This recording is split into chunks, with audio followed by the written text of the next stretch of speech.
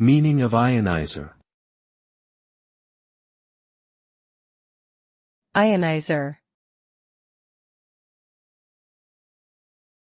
Ionizer. Ionizer. Ionizer. An ionizer is a device that uses high voltage to electrically charge molecules in the air, which creates ions. These ions attach themselves to particles in the air, such as dust, pollen, and other allergens, causing them to become positively charged. This makes them attract to negatively charged surfaces, such as walls or filters, and removes them from the air.